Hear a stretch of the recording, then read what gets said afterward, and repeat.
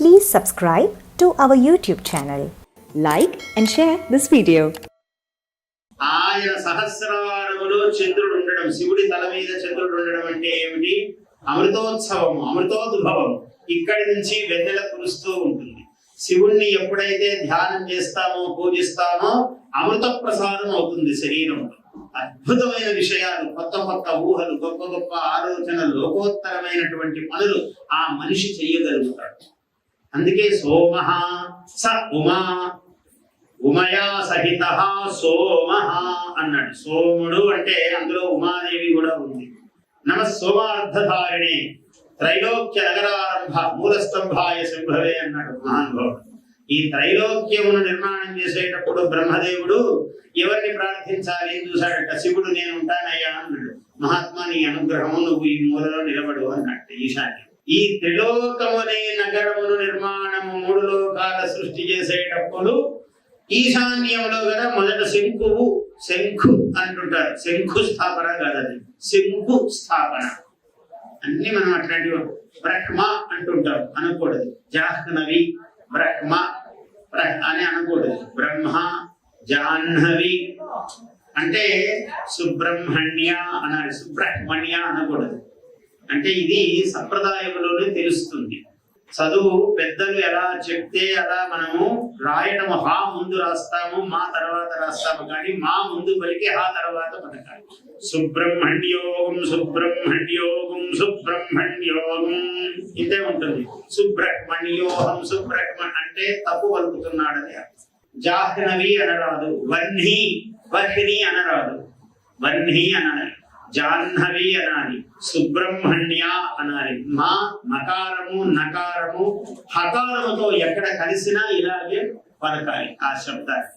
అప్పుడే మంత్రానికి మంత్రత్వము వ్యాధి యథా అన్నాడు.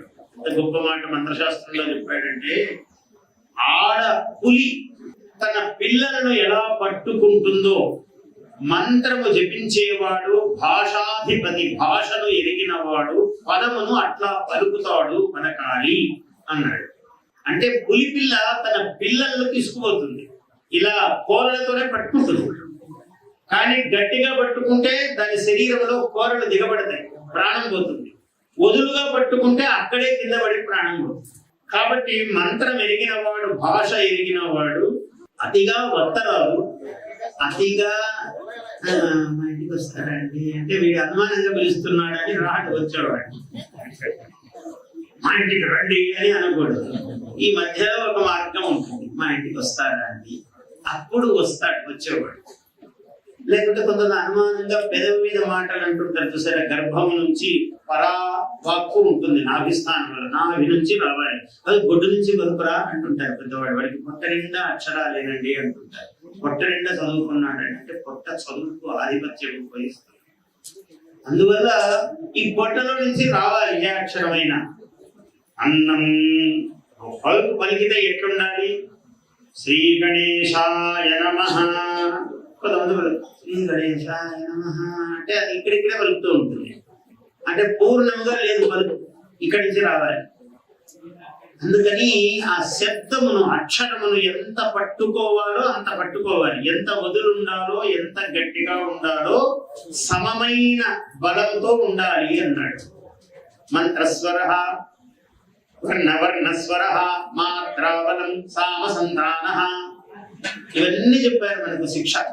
శిక్ష బోధించారు.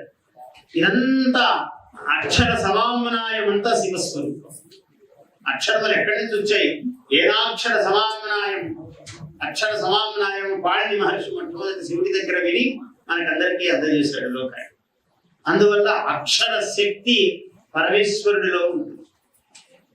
ఆ అక్షరము సోమః, చంద్రుడు శిరస్సు మీద ఉంటే అమృత ప్రసాదం అయితే అమృతాక్షరములు పలుకుతాయి.